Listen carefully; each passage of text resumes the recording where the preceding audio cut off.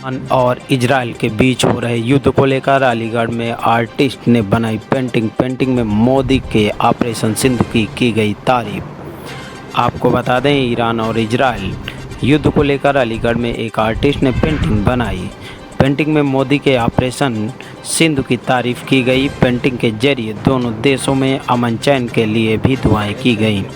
Painting में Iran और Israel में हो रही निर्दोष लोगों की मौत का दर्द भी बयां किया गया। वहीं पर पेंटिंग में दर्शाया गया कि दोनों देश आपस में बैठकर बातचीत करें।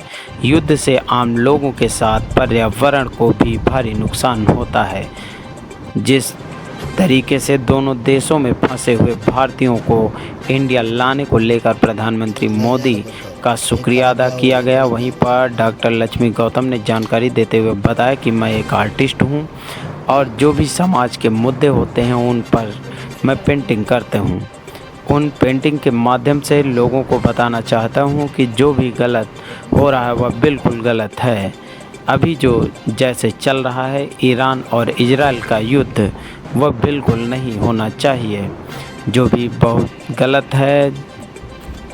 मैं आपको किस तरह की मेरा नाम डॉक्टर लक्ष्मी गौतम है। मैं एक आर्टिस्ट हूँ और जो भी समाज में ज्वलंत मुद्दे होते हैं उस पे मैं पेंटिंग करती हूँ और उस पेंटिंग के माध्यम से लोगों को बताना चाहती हूँ जो गलत हो रहा है वो ना हो।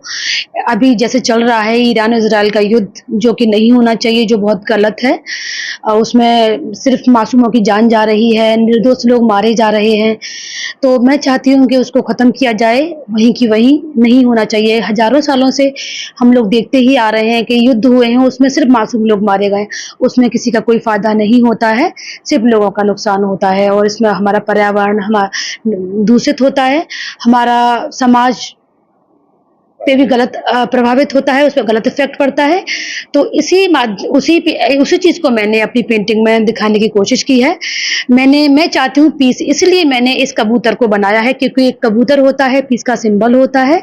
और ये जो मैंने नोट लगाई है, ये मैं चाहती हूँ दोनों देश आपस में बैठ करके बातें करें और जो प्रॉब्लम है उसका सॉल्यूशन करें। जो और ऑपरेशन सिंदूर के ज़रिए जो हमारे मोदी जी हैं, जो हमारे भारतीय वहाँ फंसे हुए हैं, उनको सुरक्षित तरीके से वापस ला रहे हैं इंडिया, ये अपने आप में बहुत काबिल तारीफ़ की बात है। और हमारा एक नरेंद्र मोदी जी का वो है, हमारे भारत का, हमारी भारतीय संस्कृति का जो मंत्र है वो है वसुधैव कुटुंबकम।